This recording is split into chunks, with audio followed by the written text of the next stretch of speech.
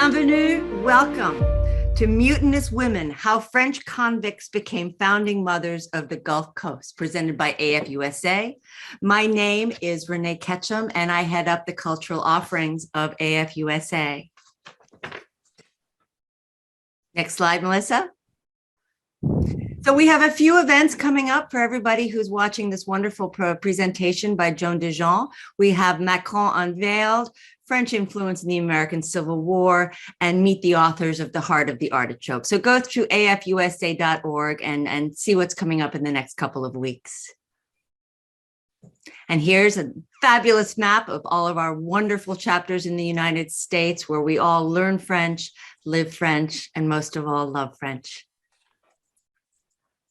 So logistics, they haven't changed much, but we like to confirm them every week. So please stay on mute during the presentation, stay on speaker view, and all questions should be in the chat. We'll have the chat following the presentation. And if for any reason you have any technical issues, just sign back in. This event is being recorded for YouTube, and we anticipate the total runtime to be 1 hour. So welcome again. We are thrilled to have with us Joan DeJean.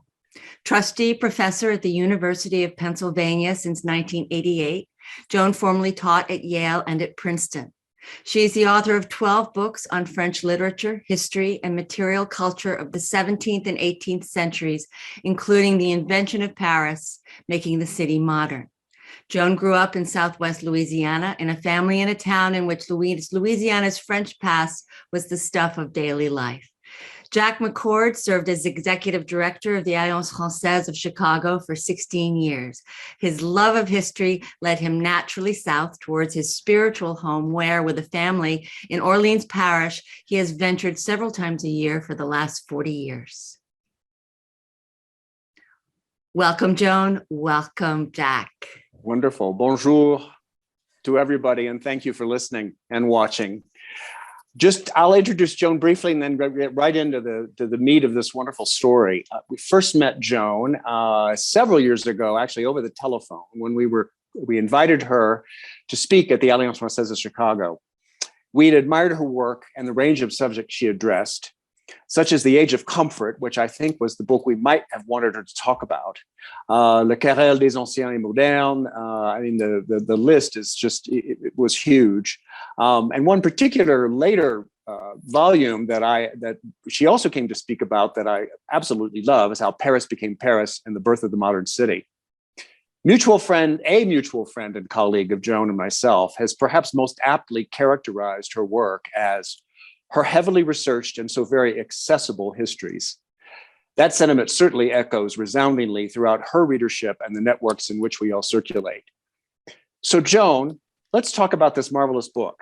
You're a 17th century specialist, and I've always thought of you as a social historian as well, if that's the term. What was the cue that got you plowing through Louisiana dossier in the archives of the Parisian police? Okay, I'm going to get to that. And I just want to first say for 2 seconds, thank you. Thank you to the Federation of Alliance Française for sponsoring this, and its president, Linda Witt. I'm so grateful to you for doing this. Thank you to, I think of the four of us now as a team, Renee Ketchum, Melissa Sora, and Jack McCord. We've tried to plan this. It may work like clockwork, it may not, but we're certainly tried. It's been so much fun to do it. Thank you a lot. Okay, Jack's question. It must be a decade ago now. One day I was in the library in Paris, the Arsenal library, where all the archives of the best of the prison system, the Bastille prison and other Parisian prisons are housed. And I was looking for someone who was in prison in 1719 and whose name began with an F. I never found that person because instead I found this dossier marked Fontaine, M period A period. And someone had added under that in another handwriting and other female prisoners for Louisiana.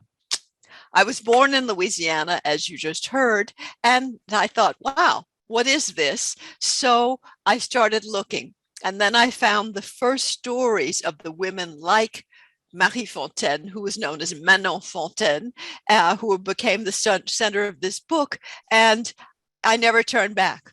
So it was a long haul of reading dossier and prison files and archives of all kinds, but that's how it began. So we find ourselves in Paris as we open this book in the early 18th century. There'd been a series of very hard winters, crop failures, conditions were dire in France and particularly in Paris. Can you tell us about that? Sure.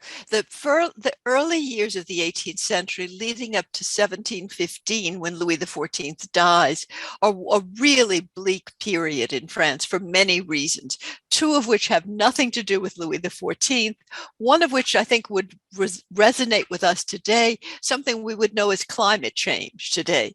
In that case, it was not warming, but cooling. This was all over Europe, and a series of extraordinarily harsh winters, leading to something that became known in popular memory as the Great Winter. Things were so much colder, there were no crops. France depends, it's an agricultural economy, grain for bread, which is a staple of the Frenchman's diet. The grain harvests are blighted by early frosts. Grapes for wine, which is what people drink. Water is no one drinks, it's not drinkable. And the grapes are frozen. So there's several years of this, and famine sets in all over the country. Diseases break out. It was really horrific for so many people, and the poverty was extreme. There were hordes of starving people who would wander the countryside trying to find food. Cities would lock their gates against them, and they would dig under the gates to get in. They were trying to get anywhere where they thought there might be food. So it was a huge, terrible moment in French history. And in addition to wandering through and trying to get into other cities, a great number of these country people crowded into Paris, right? Desperate, just doing anything they could do to survive.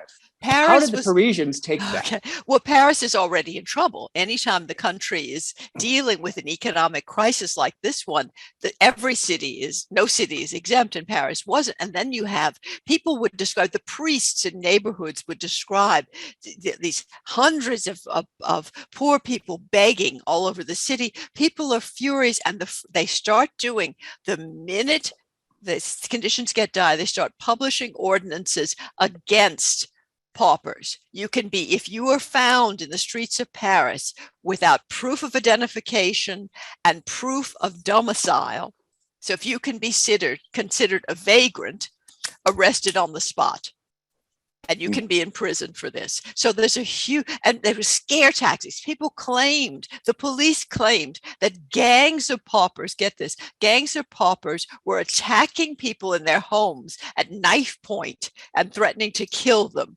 unless they gave them food and shelter. So it was a real campaign against poverty at that moment. It's just amazing. And in addition, of course, France was bankrupt from Louis XIV's wars. Yeah. I mean, I'm actually sitting right in front of a map of the tree of the arbre généalogique of the French royal family, ending with Louis XIV. Said Louis, le 14e du nom. Yeah. But he had passed on. The Scotsman John Law had the regent's heir with plans to save the French economy and resuscitate the Indies Company by getting French people and perhaps others to invest in the Indies Company. With stock and to get rich doing so, which sort of brings us to the question of tobacco in Louisiana, which is the foundation of Law's plan, and how they were going to reap the riches of the New World. How were the French sold on investing in the Indies Company? Let me try to deal with this. It's a big issue. First of all, absolutely right. France is, by 1715, Louis XIV dies in September 1715. It's one of the big dates in 18th century French history. And France was totally bankrupt.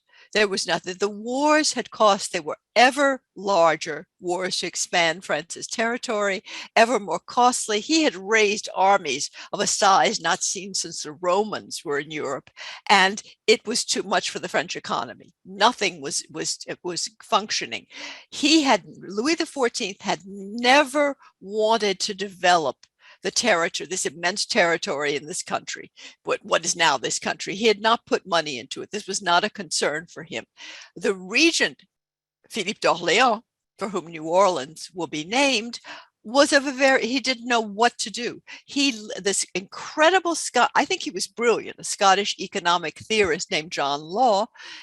Louis XIV wouldn't listen to him. He had all these plans introduced. France had no banking system. He wanted a national bank, paper money. The regent was willing to listen to him. Within 1 year, John Law was given total control of the French economy, and he was allowed to put all his theories into practice. Can you imagine just handing over the keys of the biggest economy in Europe to this one man? He starts a national bank. He introduces paper money. He has a stock exchange based on the Indies company. He's given control of the Indies company. He's given control of the printing press. He can print the money. He controls the bank. He can do everything. And he goes nuts with it. He uses all of it, and he founds his stock, the Indies company stock, and his idea for saving the French economy on La Louisiana, the French territory in this country, this huge French territory. And to make it profitable, there was no profit from it at this point, nothing. And he tells people within 6 months, this will be hugely profitable. And John Law was a Scotsman. He knew what was happening on the eastern shore of this country in the English colonies, tobacco. English tobacco was a huge and hugely profitable crop. So he swears to everyone, we're going to put tobacco in Louisiana. We're going to grow tobacco. It will be better than English tobacco. And I promise you, there will be 1 million livres, the French equivalent of the pound, 1 million livres a month profit in 6 months' time. This is the foundation of his stock. People go crazy. They buy stock. The stock in May 1719, when the stock was put on sale, it was 500 livres a share. By December, it was over 10,000. It was during that period. The French went nuts for this. No one had grown tobacco in Louisiana. There was no way. There were no workers. There was nothing. And tobacco couldn't grow there in the end, but nobody cared. So this is what happened. This was the scheme, which was the background to the arrests of these women. It reminds me of a latter-day version of buying land in Florida. Yeah. It's the same thing. But he also needed colonists, obviously.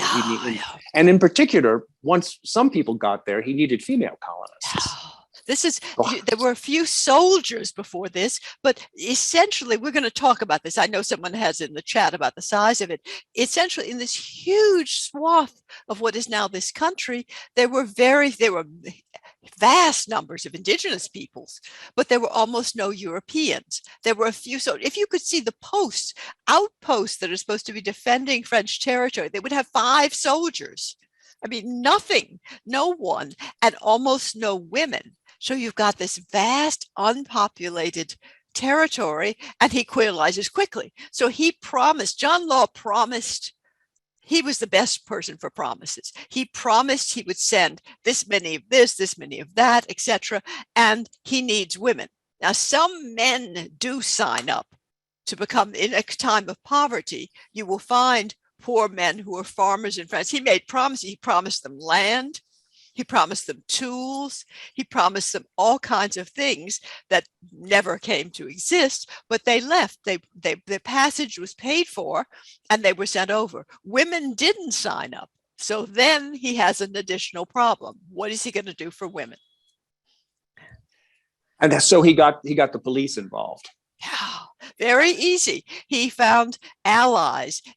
At this moment in France, it's one of the most corrupt moments ever for the Parisian police. By the time the ship bearing these women landed off the Gulf Coast, and those who survived began their new lives, almost every high-ranking police officer who had signed off on any of their arrests or incarceration was in prison himself on trial for corruption. It was a massive trial, and they were almost all corrupted. But before they go on trial, they help. False arrests, they don't care. False accusations, all these poor people, it's very hard. They're mostly illiterate. How do you defend yourself? the police would say, okay, if you don't give us money, a kickback, we'll arrest you. They had no money. So they would arrest them, try to blackmail their families. So the police cooperated. And in no time at all, the stock market is big in May 1719. Over the summer of 1719, they managed a spectacular number of arrests of women. And they just say prostitutes. Put it on the record, and they're ready to be shipped off. Some of the families helped with this, right? Yes. They were complicit. Yes, for various reasons. The biggest reason, the thing I found most frequent was, and this was something that really bothered me, that families would step up and denounce their own children to the police and ask that their own children be shipped across the world where they don't even know what Louisiana is, but poverty. Their families are so poor, families with 6 daughters, 8 daughters, lots of children.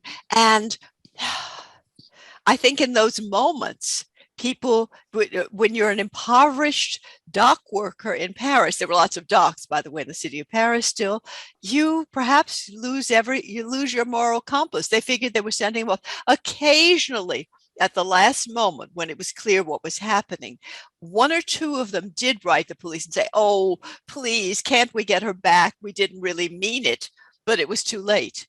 But at the moment, they were willing to tell the police whatever they wanted to hear.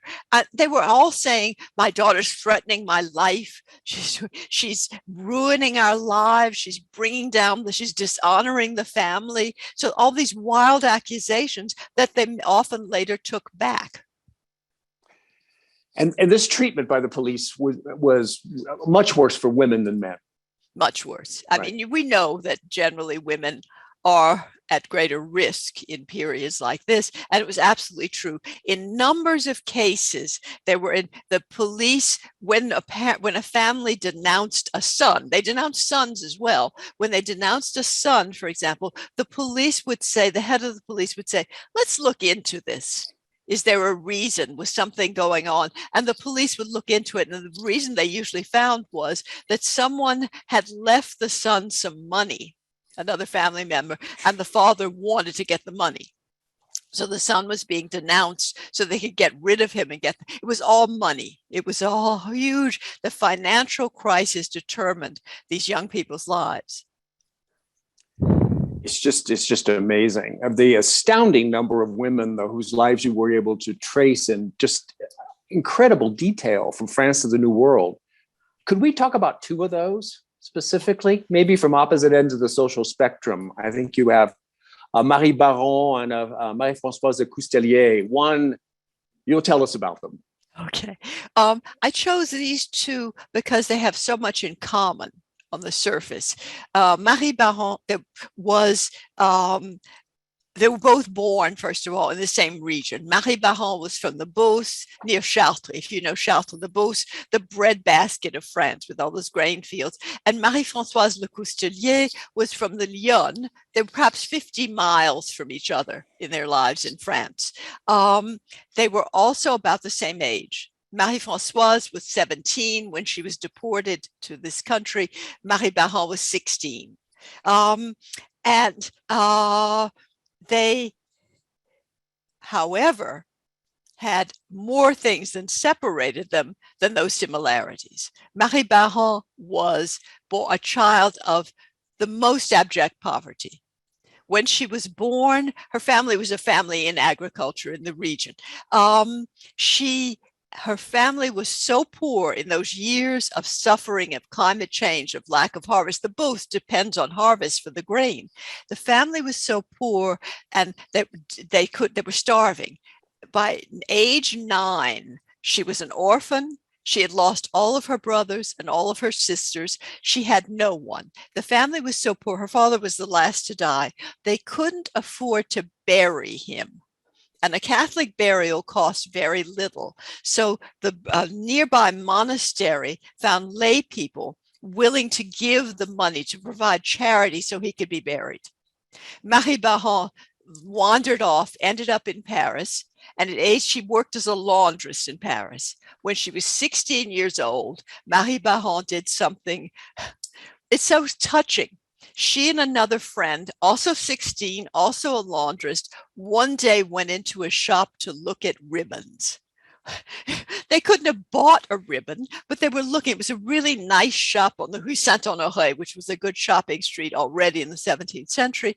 And they were looking at ribbons. Now, the owner of the shop didn't want these two young women in his shop. So they just decide, okay, he calls the police in and says, arrest, they stole a ribbon.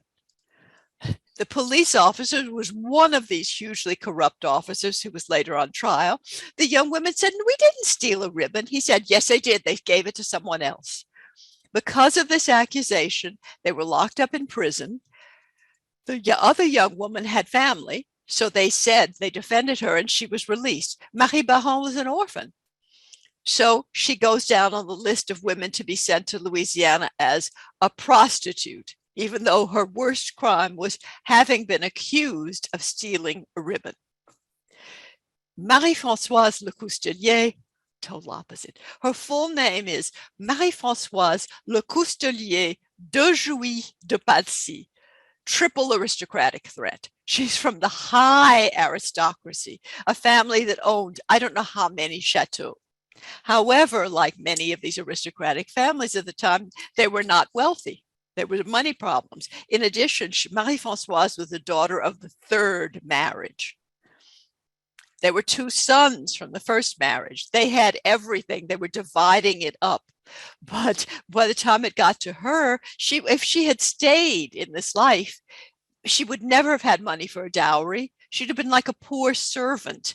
They might have given her a place to live, but that was it. This young woman boggles my mind when I found her file. One day, her mother was away for the day. She got herself up and she left home and she went to the nearest town with an open air market. And aristocrats had lots of clothing, as you know, probably lots of layers of clothing. And that textile was really valuable at the time. It's the most important thing. Textile is the most valuable thing in any household. She stood in the market in this little town and she sold some of her clothing to get a little money. And she took that money and she walked to the nearest town. The Lyon, the river, flows directly into the Seine. I learned more about river traffic at the time from her case. The Lyon sent lots of wood to Paris. And they would cut the logs and tie them together to make what they called log trains. Marie-Françoise Lecoustelier de Jouy de Palcy jumped on top a log train and sailed into Paris. And her family, of course, tracked her down. And when she was there, when they did, those two older brothers whom I hated, they were so satisfied, declared her, and I listened, she was rebellious, yes. She had stolen nothing. They were her clothes. They declared her a prostitute, a blasphemer, and I'm glad I can say, because I never can say it, une tireuse de couteau sur tout le monde. So she had attacked everyone at knife point. They made up all of this. She was deported. So this is the kind of stories, the background of stories to these women. There's a passage you cite where she was pursued after they discovered she'd escaped the chateau, and she'd already gotten on the log train, and someone pursued her, perhaps one of these half brothers, on horseback. But because she was on a boat and he was he couldn't get to her. He saw her on top. Right.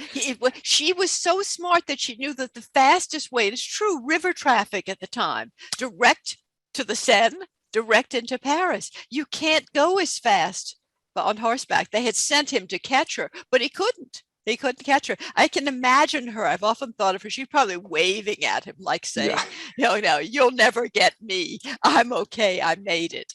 So this is the kinds of women who populated this country. When I think of their stories, I think I'm so glad to be able to talk about them in a context, because all of you are here presumably because you're devoted to French culture. You care about the French influence and the French heritage in this country.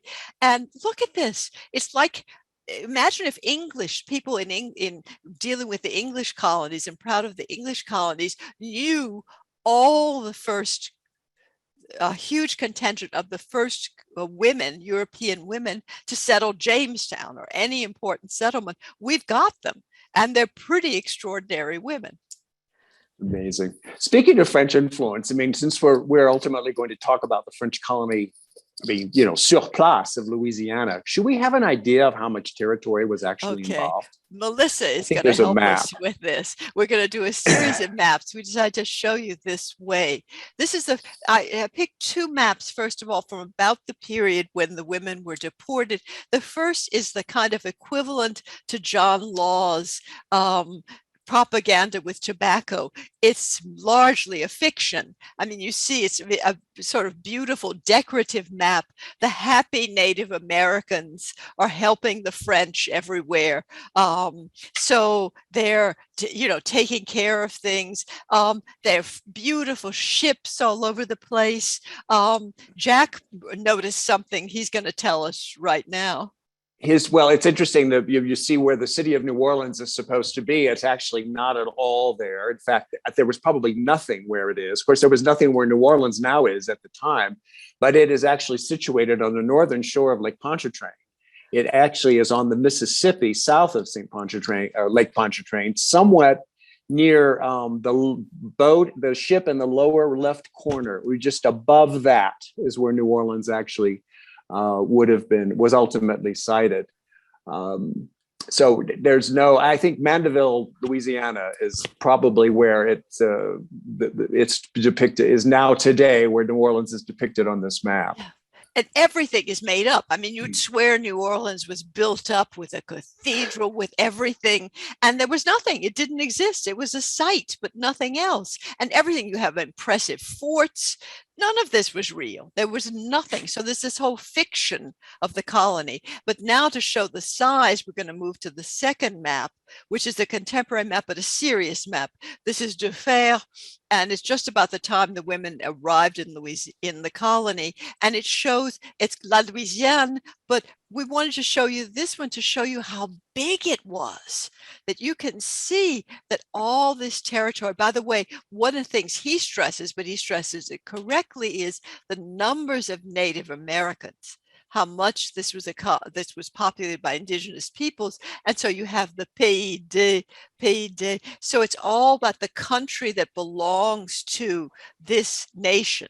But you see on this map the division. I mean, this is where Spanish territory with Nouvelle Espagne, Mexico, etc. And then you have the East Coast. But look at how vast what the French had is in this map. This is, you know, they owned so much of what became this country. It's so much bigger than what we think of the modern state of Louisiana. And then for the book, I had a third map done sort of based on these contemporary maps. If you could move one up, Melissa, and to show you exactly with a little bit of coding, we have the outlines of today's states show on the map, and you can see that Spanish territory is indicated in a darker color, and then English territory in a lighter color. But I wanted to give you the sense of how huge it was. It blends into, nobody exactly knew at the time where Louisiana ended and where Nouvelle France began in the north. But you can see, at least until the Illinois countries continued. So this is a massive part of what becomes this country that was in French hands at the period when the women were sent here. In the history we learn in the United States that I remember, we have no sense of how vast this territory was at all. And of course, it was a strategic position between the English on the Atlantic coast, the Spanish basically in Florida, and then on the west in what's now Texas. Hugely strategic positioning. Absolutely. Yeah. Louis XIV, as I said, was not interested in developing it. He had never tried to get wealthy out of it. But what he thought was the French had to occupy it, because if they didn't occupy it, either the English to the left or the Spanish to the right would take it over. And he didn't want France's two great enemies, the two rivals European powers to take this over. So this land had to be French. How they thought this could happen with almost no soldiers and no settlers is another problem, but that's a very big other question. So describe for us the conditions of the islands on which this human cargo, those at least who had survived the journey in this badly fitted slave ship, were essentially summarily emptied. Okay, Melissa, could we go back to that third map again, please? Because we can see it there. Some people, you won't know. I wouldn't. I only know this because I was born on the Gulf Coast. So that we can talk about that. So the women were put to cross the Atlantic. The French they detoured. John Law could control everything. He controlled also the French slave trade. He detoured one ship from the slave trade from West Africa to the Caribbean islands. And it was fitted so the women could be chained in the hold of the ship. That's La Mutine, the ship that gave the title to my book, Mutinous Women. And they first got off the ship on Dauphin Island, which is just off the coast now of Alabama. Dauphin Island was relatively developed. There was housing on Dauphin Island, there was food, everything. On Dauphin Island, they would not let them disembark and they wouldn't let them stay because they were dangerous criminals. So they were pronounced too dangerous for Dauphin Island. So they put the women into large rowboats and rowed them to Ship Island. And it doesn't look like a big difference. That's just off the coast of what is now Mississippi. It doesn't look so big, but that's a huge distance in the Gulf Coast in large rowboats. This would have taken several days, and they landed there in late February. So late February, early March, when things are still cold in the Gulf of Mexico, they're doing this. When they got to Ship Island, it was the opposite of Dauphin Island. Ship Island had no housing, no fresh water, no food. There was no way to where to store food. They were just abandoned there with absolutely nothing. Ship Island had one thing and one thing alone. It was rat infested. Any visitor to Ship Island commented on the fact of how many rats there were. And that's where the women who survived the trip were left at first. We don't know for how long, but a while. Eventually, they were put into rowboats again, and they were taken to a city that was a settlement that was just being built, New Biloxi. You see it on the coast. Today it's just Biloxi, but it was on the coast. And New Biloxi had no room for them either. They wouldn't let them stay in the housing, which was they put soldiers always rather than the women, and they left them on the beach in New Biloxi. However, there were no provision, there was no prison there, so they couldn't lock them up again. And the women realized, okay, we're free. And in no time at all, it's quite extraordinary. Within months, they have managed to reach Mobile, which is not that far, but still a distance. And some of them are getting married in Mobile. A couple of them get all the way to Illinois, and that's quite a distance like this. And one at least gets to Arkansas, the Arkansas Post, which is another huge distance. That person was Marie-Françoise Le Coustelier de Jouy de Palcy. Here is this great French aristocrat, the log train rider. She gets to the Arkansas Post, which was virtually unsettled, totally wilderness wild. She married in Mobile. She married another younger son of French aristocracy, and he became a fur trader with the Chickasaw Nation. And the two of them set off on what must have been the biggest adventure. You know, the log train or this, same difference. And they lived there. Then others got to Natchez, which was the place that becomes a big development. It's now Mississippi. It's a big development in French Louisiana because that's where John Law promised to grow tobacco. So there was a lot of attention paid to Natchez, and Marie Baron, the impoverished orphan, who looked at ribbons, ends up in Natchez. She married a farmer. She had 2 sons. They became very prosperous small farmers in Natchez. Then someone I saw asked about relations with the Native Americans and the French. For a long time, in Natchez at least, they were good. There were periods of conflict, but things were managed. In 1729, they named a new commander to the post, and he decided he was going to take for himself land that was native, that was sacred land to the Natchez Nation, and he wanted to build a house for himself. And that produced the biggest war between the French and the indigenous peoples that took place in the history of French Louisiana. And as a result, one day, November 1st, 1729, the Natchez revolted. They just killed all the soldiers, the captain, the head of the garrison first off, the soldiers, the men, many children, and they killed Marie Baron's husband, her oldest son, and Marie Baron herself was taken prisoner, was held prisoner for months. And eventually, Marie Baron and the women were released, and she ended up in New Orleans. So think about it. These women have, in no time at all, they go all over this vast territory and start new lives all over it. Which brings us to New Orleans. And despite its, as we've discussed earlier, its declared date of founding, there was virtually nothing there. It perhaps had been platted, but it was really undeveloped until the arrival of colonists, and particularly some of these deported women. So let's talk about some of them there and what their role was in its founding.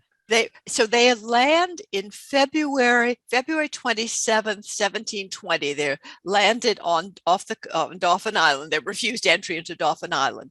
By June 1720, they've been through all these adventures in the meantime, marriages start being recorded in New Orleans. It's one of the beginnings of New Orleans. They have no church yet in New Orleans. New Orleans essentially doesn't exist. There's a little shack in which a priest performs marriages.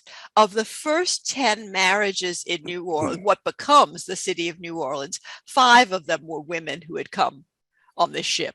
So they're there at the beginning of New Orleans, and they literally, those women who were there, built New Orleans with their own hands. At that moment, the French had done nothing. There were soldiers who were assigned to clear land for New Orleans. They had cleared a little bitty bit. So the governor declared that if you, a private individual, cleared land and built a house in New Orleans, then they owned the land. You became property owners. So these women had worked hard in Paris, most of them. Laundresses, it was tough work at the period. Some of them had walked around. I mentioned Manon Fontaine, the woman who was first arrested. She carried baskets of vegetables around the streets of Paris all day long, selling vegetables. So they could work. Some of them married a lot of men who could work. There were 3 blacksmiths they married. Blacksmiths are tough guys. They cleared their own land. They cleared the land, and guys, this is, some of you know land down there. It's not like an easy little mow the grass. They had to dig up cypress trees. They had to cut down canebrake. It was brutal, but they became property owners. So people who had been thrown out of Paris, women who had been deported in 1719 as prostitutes and unwanted as paupers, by 1720, they own property in New Orleans. That to me is a really amazing story. I just love that you can pinpoint exactly where some of them lived in what we now call the French Quarter. Yeah, if we can have map 4, please, Melissa. We can do that. So this is 1731. It's a decade after they arrived in New Orleans. In the early years of New Orleans, 36 women, 36 survivors of this journey live in New Orleans at various addresses. And it's possible to, if you rented property, I can't find you, but if they owned property, they can be found. And here's a map showing some of the addresses are approximate, some of them are exact, showing where they live. So in other words, what is today the French Quarter was full of the presence of these women. And we can show a couple of them with Melissa's help once again. We can show Marie Baron there with her second husband. She remarried after Natchez and they moved to New Orleans, and this is sort of the north edge of the city. That's Dauphine Street today, but it wasn't even named yet. It existed barely. So that's where Marie Baron lived. And then we can do Manon Fontaine. Manon Fontaine, whom I just mentioned, the woman who sold vegetables in the streets of Paris and was arrested and shipped off once again as a prostitute. Manon Fontaine was such a go-getter that by the end of her life, she died in New Orleans in 1734. By the end of her life, she owned 5 lots in New Orleans. So she owned a significant chunk of the French Quarter by that time. And notice how many of them, this is Bourbon Street. Notice how many of them lived there. Bourbon Street in its original incarnation was full of these deported women. They just took over Bourbon Street and Royal Street. We should probably remind our audience too that the style of architecture then current would be similar to simple continental structures, but nothing like what we associate with the French Quarter today, and of which there are a few vestiges, except perhaps 1 or 2. Yeah, we're going to show one image. We have to keep bothering Melissa, but she's good spur. So this is, those of you who know New Orleans probably know this. This is known as Lafitte's blacksmith shop, and it is today, of course, a bar. It's New Orleans. However, Lafitte's blacksmith shop, much of it is still original, and it was the structure is later than the women. The houses the women built with their own hands. That first generation of homes in New Orleans were really just shacks that they were putting up, and so they. But the second generation, this is probably 1740 to 1750, the original part of it. And then it was there were structures much like this. The roofs were less developed. The shingles were a real problem, too costly. But that's sort of a basic, simple style of architecture with a little gallery around the house. That was the kind of style that these houses were, that women you would have seen in the original New Orleans. And this one belonged to the daughter of one of the women. Right. Maybe if we could go back to the map, please, Melissa, to the one before. So there we can show you, first of all, the location of Lafitte's blacksmith shop on Bourbon Street. Is the pointer not cooperating? Okay, great. Everything's cooperating. This is the house, and that belonged, as of 1760, it belonged to Marie-Catherine Laroche, who was the daughter of a woman deported in 1719, and her mother, Marie Daudin, the deported woman, lived virtually across the street from her. So this was a colony of women and their descendants. Marie Daudin, by the way, was the daughter of an impoverished dock worker from Orléans, France, the old Orleans, and her father carried sacks around the harbor every day. She was sent away to the colony, deported, and in New Orleans, she married 3 times. One of her first husband was killed in Natchez, and the daughter, for her third marriage, she married a fabric merchant in New Orleans, and her daughter, Marie-Catherine Laroche, became extraordinarily rich, extraordinarily wealthy in New Orleans property. So they were really creating the city, right? Building it. It's just astounding, the detail that you've put together, and the wonderful narrative that ties it all. It's just I couldn't put it down, and I don't think anyone who hasn't yet read the book will be able to either. What do you think the most important legacy of these women is?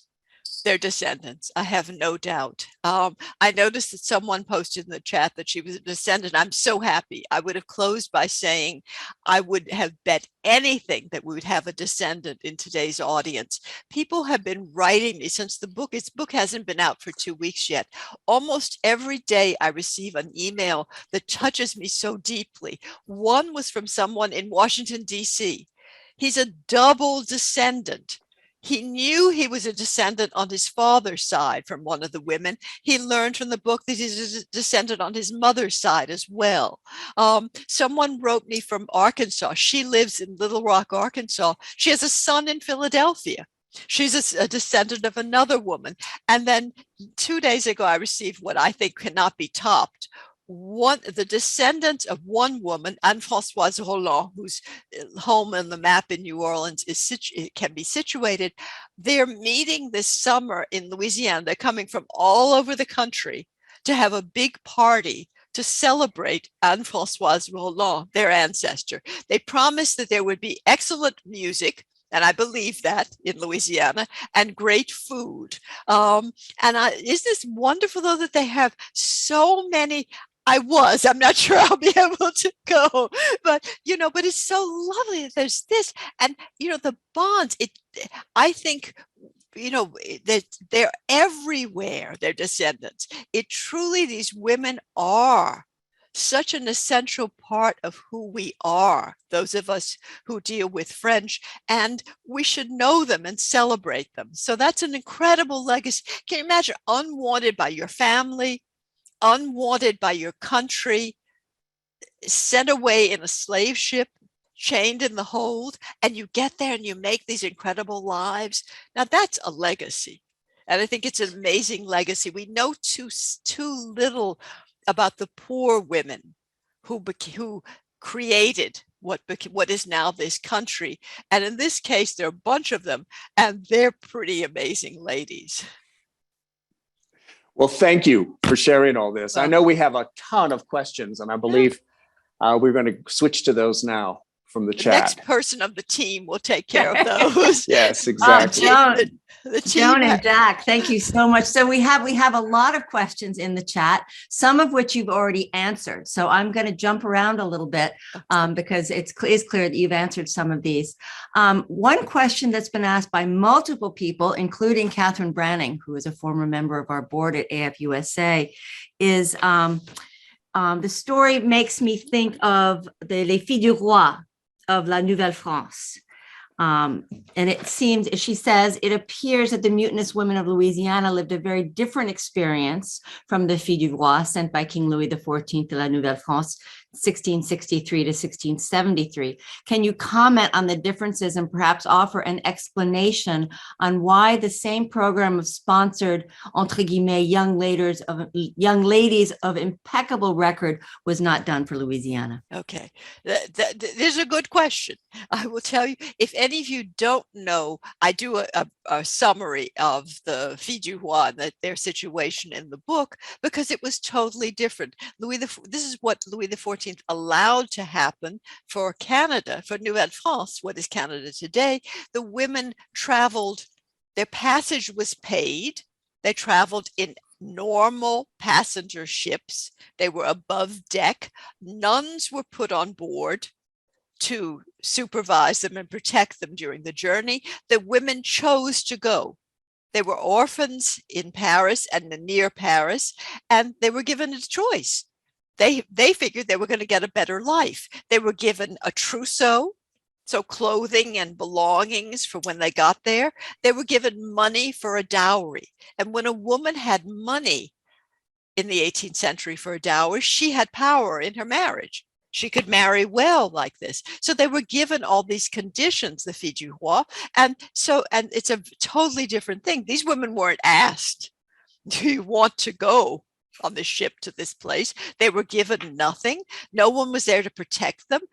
They were all these women chained in the hold and a male crew. Those are not the same conditions. And why didn't it happen, John Law? John Law said they weren't going to spend any money. Mm-hmm. Giving them dowries, paying, taking care of them, putting someone on board to watch out for them. No, They just sent them off. Thank you. So there's a very interesting question from Clay Howe in Connecticut. People in Australia are happy to boast of their descent from deported ancestors. Same thing for New Caledonia. Do people from the Louisiana Territory proudly boast of their descent from the deported people from France? There at times. I think it's a double-edged sword. For example, almost these women were known as prostitutes. Their story has largely been covered up. I mean, people don't, and the few times they are talked about, people repeat their stories. For example, Manon Fontaine, whom I described to you, who owned 5 lots in the French Quarter when she died. Manon Fontaine was on the record in France as having, and I quote, murdered 15 men. So when people have talked about her, they've listed her as having murdered 15 men. In fact, she had done nothing. So there's a very different, the record has been believed and the truth has not been believed. I think that people would be less than proud to boast of descent from someone who murdered 15 men, or was, as Marie Baron was on the record, as a public prostitute. Now that's not, deportation is one thing, convicts are one thing, but the kinds of crimes for women, I think, have made them rarely a subject of pride. The AF Dupage Book Club read Manolosko by Abbé Provost this year. Could you please comment on the book in relation to your research? That's huge. I'll try to do a quick version here. Prévost, the author of Manolosko, clearly knew the story. I know he met a survivor. When they were taking the women from Paris to the coast, they chained them. They were considered so dangerous. They chained them and they put them in carts to travel this journey. And they were so clever, these women, that numbers escaped. And Prévost was in London and knew one of the women who escaped. So there are things in the book that absolutely refer incontrovertibly to the story of what happened to these women. Nonetheless, Prévost doesn't know what happened to them in the New World, because the person who escaped remained in France. So he doesn't have the rest of the story. Many people read the story of Manolosko as a story of essentially a call girl, an expensive call girl in Paris. I think that's a misreading of Prévost's novel. I actually think he's incredibly sympathetic to Manolosko, whom we don't hear in her voice. Just as in France, these women had no voices. You hear the police, you hear all the people accusing them. And in Prévost's novel, you hear all these men telling you who Manolosko is. You don't hear Manolosko herself. So I think it's a novel that's true to that part of the story. Thank you. So we have a number of questions, as I said, that had already been answered. Joe wanted to know what types of crimes were these women accused of back in France, which I think you've addressed. And then another woman, Rosemary Hubner, asked, is it true that women from insane asylums were also sent to New Orleans? There were no insane asylums of the period. The place known where the prison where they were confined is called La Salpêtrière, and it became in the 19th century famous as the site of Charcot's experiments, and it is now a psychiatric ward. There's no definition of insanity. I'm sure many people, a couple of the women who were deported, by the way, the cases can be explored in detail, and I do talk about one of them. The police even felt that their condition, I'm going to give a quote from the police, the conditions of her detainment were so harsh that she seemed to have lost her mind. So if insanity is being tortured and kept in solitary confinement for so long that you go out of your mind, some insane women, a couple, were deported. Rosemary Hubner asks, from my readings, the French government did not want the soldiers mixing with the local native women and shipping these French women. Well, this is a complicated issue. Louis XIV, under Louis XIV, they were not at all against marriages, even official unions between soldiers and indigenous women. And this becomes a problem. The French gradually begin to enforce a ban at around this period, but people are not, they're not so heavily concerned with this. And the priests still perform marriages, French priests in the colony, between French soldiers and indigenous women long after the ban goes into effect. So it's a really complicated issue. Thomas Walmut asks, how did the French in Louisiana, after building the territory, feel when the territory was sold? That's not my problem. I'm so sorry. This is, I don't think you can tell. I can give you some examples. For example, there was a fort, which is the fort closest to the English territory in the Carolinas. It was called Fort Toulouse. And one of the women lived there with her husband initially. When this is 1763, so this is long after almost all the women are dead by this point, which is why I say that's not my problem. But the soldiers in Fort Toulouse were asked to swear allegiance to the English king, and they refused. So they moved en masse to the part of Louisiana that was under Spanish control so that they could be under the domination of a Catholic monarch. In Mobile, Alabama, and I detailed the women, their positions. In Mobile, Alabama, everyone was asked to swear allegiance to the English or leave, and many left. So they obviously were not happy to do this. Some stayed and prospered under the English. Alice Strange asks, who compiled the information in the dossier in the archives in Paris that attracted you to this history? Police officers. They contain, there are different kinds of dossiers and different kinds of archives, but the ones I was talking about initially are archives. It's an archive that contains all kinds of bits of paper. They're sort of thrown in. And at times it's a real mess. And you can find bits of a dossier in another place. They're just completely scattershot, the organization, but they're police officers, the arresting officer, the officer assigned to the case, different officials, the head of the Parisian police, if he steps in to interview them. So different people add notes. They're like layers to create a profile of the person. Family members, if the family decided to denounce a woman, they put in testimony. They might have gotten parish priests. I lost a lot of respect for the parish priests in Paris, by the way, because they were always willing to defend the point of view of the family.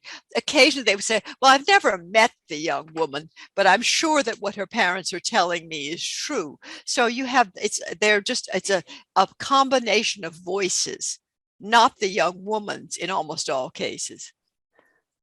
And Alice continues, did the activities of the women help France's financial situation? No. I mean, that would have been in the New World. No. Most of them, by the way, tobacco, as you probably can guess, never grew in Louisiana. But Natchez, the Native Americans destroyed Natchez before, but it was just about apparent by that time that they were never going to make a profit. They had never made a penny of profit. They benefited themselves in that they were able to make lives for themselves and for their children, good lives for their children, who often, by the way, rose to positions of prominence. Many of the children of these women deported as dangerous criminals became officers of the law in the colony by the second and third generations, but they didn't benefit the French. Catherine Lanier, who is on the board of the Alliance Française of Greenwich, says, thank you for this. Are you familiar with the Brides of La Baleine? I knew I'm assuming it's your brother, who was a very lovely man, and we were often in touch. He wanted me to, the Baleine is another ship that was sent over with very different conditions just after the women's ship arrived. And your brother wrote to me initially to find out if I knew if the women of the Baleine had been imprisoned in the Salpêtrière, the same prison with these women. And I was years into the research. It was too late, as I told him, to say to them, to be able to be sure. I did find some women, and I sent him that information, who were very definitely from the Salpêtrière, so not as distinct as people believe. Joe asks, were there any pandemics back then? Definitely. I mean, different, depends on what you mean. Most of the time, what they would call epidemics in France in the early 18th century, I think things were brought on by conditions in the water supply, food supply. So yes, people would die en masse. There were two things. The last episode of the bubonic plague in Europe broke out in early 1720, just as their ship was sailing. And that was mainly confined to Marseille. I think it killed, I'm sorry, I haven't taught this in my French 18th century seminar for a while. So my statistics are probably not great. I think it killed a quarter of the population of Provence. And people in Paris were terrified because it kept getting closer and closer to Paris, but it did not reach Paris. There were also epidemics in the New World. For example, when the women were on the beach in Biloxi, disease, we never know, they called them fevers. Disease broke out, and the death toll in Biloxi on that beach was huge. Massive numbers of people were dying. How many, I don't know if you said this during your talk, Joan, but how many women in total were on the boat? Okay, as far as I can tell, 100, because the French record keeping was so bad. Bureaucracy may be a French word, but in this case, they really didn't care about these women. I believe that 132 women were deported and approximately 62, from everything I can tell, survived. I keep hoping that a descendant of a woman whom I do not know survived will contact me with some evidence, because that would make me very happy. So I don't think, so something like that. Okay, we're getting to the end of our time frame, but there are a couple of more questions. One is, I guess, based on your map of the houses, Sarah Merkin is asking, what are the public buildings and who built them? Okay, the public buildings were not grand at first, but the first public buildings built around what is now Jackson Square. It was called La Place d'Armes, at the center of the what is now the French Quarter in New Orleans, were built in this time. And the husband of one of the deported women, Etienne Fièvre was his name, was a master carpenter, and he was the primary designer of the first public buildings of New Orleans. The husband of another deported woman was one of his key workers. So they were involved with those as well. They're not themselves, but their stories are combined with those stories. So I think maybe a wonderful way to end is, as you saw in the chat, we have one person, Janine Normand, who said that she is a descendant of Anne-Françoise Roland. So here we have, out of this group of 100 people, we have one or two people. I thought I saw earlier someone else who was also related. I thought from Joan. No, it's the same one. So she said she's Okay. related to Marie-Françoise, and then she says again that she's Anne-Françoise Roland is actually. So Joan, I think that this is wonderful. I mean, I think we've learned so much from your program. I hope everybody reads the book. Melissa, can you put up the slide? We've put in the chat where the book is available. But if we could show a picture of the book. Like the house too. So you can buy it on basicbooks.com, and we've also put it in the chat. And again, any other questions that anybody in the audience has, you know, we love to hear from everybody in the Alliance Française network. And I'm sure that Joan would be willing to hear from any of you with any other questions that you have. And we thank you so much. And we hope everybody reads the book. And obviously everybody is ravi with this presentation. So thank you to Joan. Thank you to Jack and Melissa. And thank you everyone for attending and for making this possible. Thank you. Thank you. Big applause. Everybody off mute. Bravo. Bravo, bravo. Bravo, vous deux, Bravo. vous trois. Bravo. Merci beaucoup. Merci. Thank you, everyone. Thanks for attending. Super.